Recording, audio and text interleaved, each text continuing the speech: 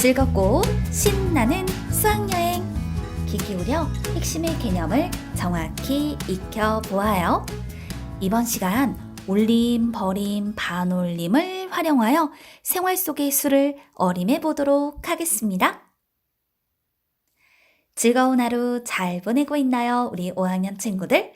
여러분과 함께하는 시간을 손꼽아 기다렸습니다. 우리는요, 올림, 버림, 반올림이라는 것에 대한 뜻을 지난 시간 학습을 통해 정확히 익혀두었어요. 그런데 사실 우리가 실제로 생활을 하다 보면 이상, 이하, 초과, 미만이라고 하는 말들은 생활 속에서 직접적으로 많이 보거나 듣는데 올림, 버림, 반올림이라고 하는 것은 그 단어를 직접적으로 많이 듣지는 않아요. 그렇지만 생활 속에서 이런 것들이 굉장히 많이 활용이 되고 있거든요. 그럼 어느 부분에서 올림이 이용되고 또 버림이 이용되고 반올림이 이용되고 있는지 이런 것들을 가려내는 것이 중요하겠죠? 수학이라고 하는 건 이렇게 살짝 덮여있는, 비밀스럽게 감춰져 있는 거에서 그 원리를 찾아내는 것이 중요하답니다. 그럼 하나하나 어느 부분에서 올림, 버림, 반올림이 이용되고 있는지 확인해 보도록 하겠습니다. 먼저 올림을 하는 경우, 이런 건요, 구하려는 자리의 아래 수까지 포함해야 하는 경우에 올림을 합니다. 무슨 말이냐고요? 예를 들어 볼게요. 색테이프 701cm가 필요해요. 그런데 1m씩만 판매를 할 경우, 이럴 때 우리는 색테이프를 얼마만큼 사야 하는 걸까요? 생각해 보면 701cm가 필요하다라고 했으니까 1m라는 건 100cm와 같기 때문에 100cm짜리 색테이프를 7개를 사면요, 700cm가 되죠. 그런데 700cm를 사게 되면 1cm가 부족하잖아요. 그래서 그 부족한 1cm 때문에 100cm만큼을 더 사야 하는 거예요. 이런 경우 바로 구하려는 자리의 아래 수까지 포함해야 하는 경우 올림이 활용된다. 그러니까 701cm를 올림하여 100의 자리까지 나타내면 800cm가 되니까 나는 800cm, 즉 8m를 사야 하는구나. 바로 이런 경우 올림이 활용이 되는 경우예요. 미처 몰랐죠? 그런데 생활하다 보면 우린 이런 경험을 굉장히 많이 하게 되잖아요.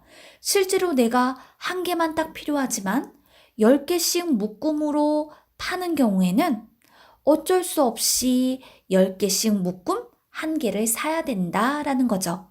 바로 이러한 경험들 속에서 우리는 생활 속에 올림이 활용되는 경우를 만나볼 수 있게 됩니다. 또 이런 경우를 생각해 볼게요. 1,000원짜리 지폐로만 2,740원짜리 수첩을 사려고 해요.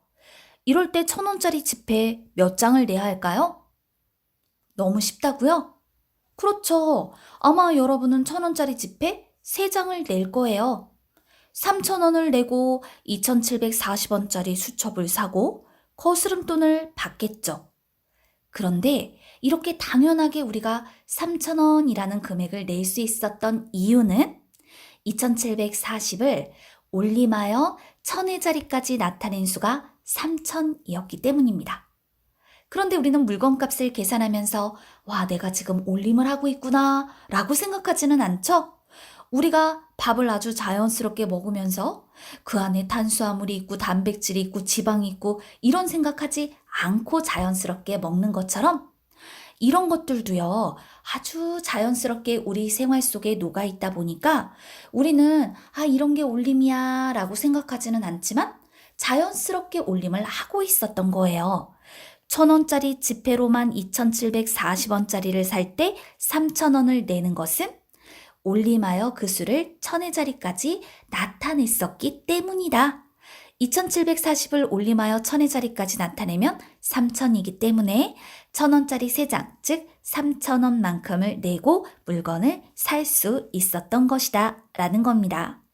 이처럼 구하려는 자리의 아래 수까지 포함해야 하는 경우에 올림을 활용하게 되는 것이죠. 그렇다면 이번엔 버림을 하는 경우도 확인해 보도록 할게요.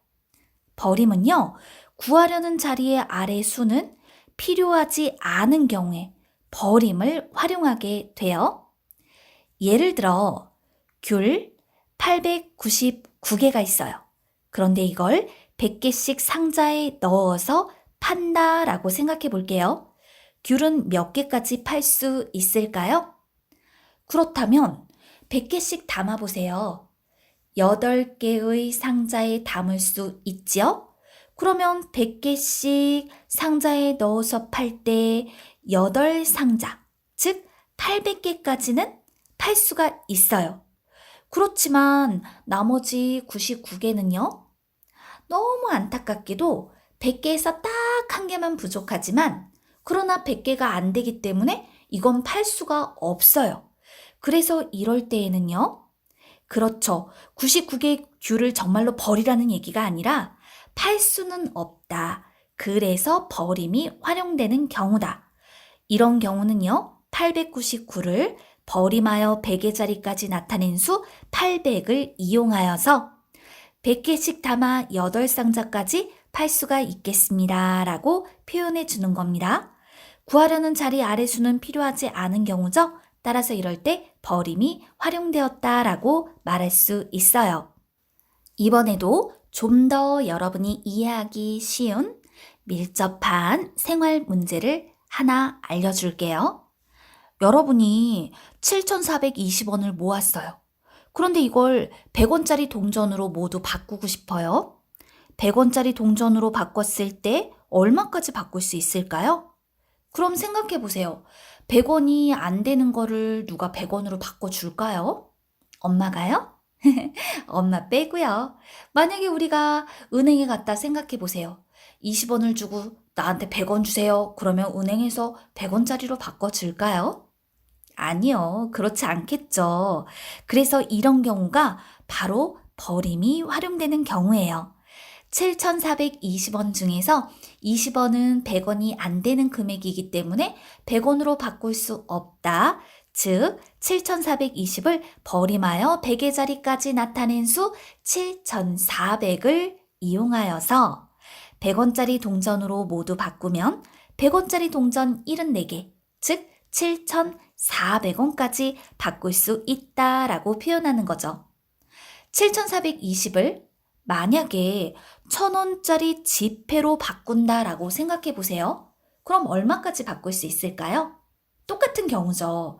7,420원 중에서 1,000원 미만인 금액, 즉 420원은 1,000원이 안 돼요. 그렇기 때문에 이거를 1,000원짜리로 바꾼다? 바꿀 수 없어요. 그러니까 이런 경우는 버림하여 1,000의 자리까지 나타낸 수 7,000을 바로 1,000원짜리로 바꾸니까 7장, 그러니까 7,000원까지만 바꿀 수 있다라고 표현해 주면 돼요. 이렇게 구하려는 자리의 아래 수는 필요하지 않은 경우에 버림을 활용하게 되는 거랍니다. 자, 이제 반올림을 한번 알아보도록 할까요?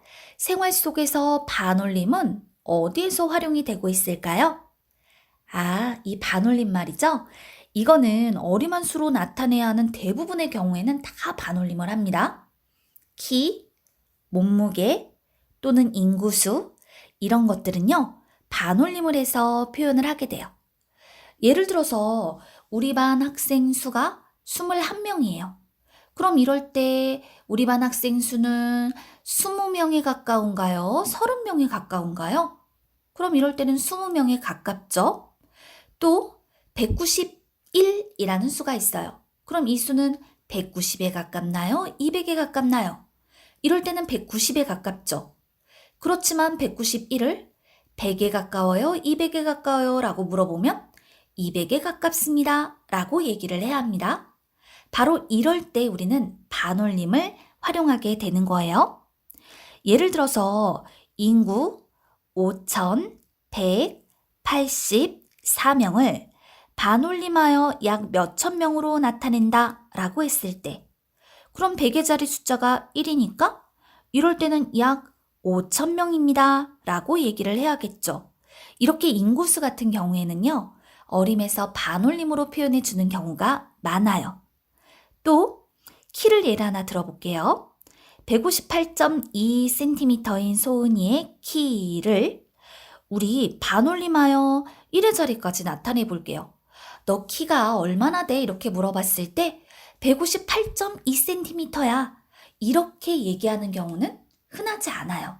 우리는 대부분의 경우에 내 키는 158cm야. 왜냐면 소수 첫째 자리 숫자가 2이다 보니까 이럴 때는 버려서 158cm야 라고 표현을 하는 경우가 더 많다라는 거죠. 이와 같이 우리는 키라든지 몸무게라든지 인구수라든지 어림한 수로 나타내야 하는 대부분의 경우에는 반올림을 활용하게 되는 겁니다. 반올림이라는 것은 생활 속에서 정말로 많은 부분에서 활용이 되고 있으니까 여러분이 직접 반올림이 활용되는 경우들을 찾아보는 것이 좋을 것 같아요. 자, 이제 올림, 버림, 반올림이 생활 속에서 언제 어떻게 활용이 되는지 감 잡았다고요? 좋아요. 그럼 이제 그 감을 가지고 내주는 퀴즈를 잘 맞춰야 돼요. 지난번에 소은이네 학교에서 미술대회가 열렸거든요. 그런데 미술대회에서 입상한 사람 수를 반올림하여 10의 자리까지 나타냈더니 40명이었대요. 입상한 사람에게 한 명당 5자루의 연필을 주었다고 하면 연필을 모자라지 않게 준비하려면 몇 자루를 준비했어야 할까요? 하나, 둘, 세지 말라고요? 시간을 달라고요? 그래요, 시간 줄게요. 자, 이런 경우는 어떻게 하면 될까요? 시간을 주면서 힌트를 줄 테니까 잘 쫓아오세요. 반올림하여 10의 자리까지 나타냈더니 40이 되는 수의 범위는 35 이상 45 미만인 수입니다. 그런데 입상한 사람 수는 자연수로 표현이 되죠.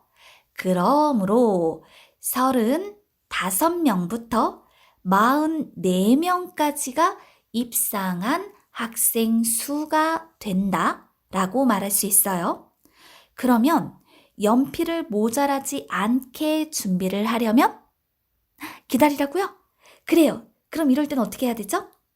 그래요. 학생 수가 제일 많을 때를 기준으로 연필을 준비해야겠죠. 따라서 입상한 사람 수가, 학생 수가 44명입니다. 라고 생각을 하여서 44 곱하기 5의 값, 그럼 220이 되죠? 220자루를 준비해야 부족하지 않다라고 말할 수 있다. 됐죠? 그래요. 이렇게 찬찬히 쫓아오다 보니까 반올림이라는 것이 이럴 때에도 활용이 되는구나 라는 것을 알 수가 있네요. 이번 시간 생활 속의 수가 어떻게 어림되고 있는지 확인해 보았죠? 배운 내용 정리해 볼게요. 우선 올림을 하는 경우는 구하려는 자리의 아래수까지 포함해야 하는 경우에 올림을 활용합니다. 버림을 하는 경우는 구하려는 자리의 아래수는 필요하지 않은 경우에 버림을 활용합니다. 반올림을 하는 경우, 어림한 수로 나타내야 하는 대부분의 경우에 반올림을 활용합니다. 배운 내용 다시 한번 정리해 두세요.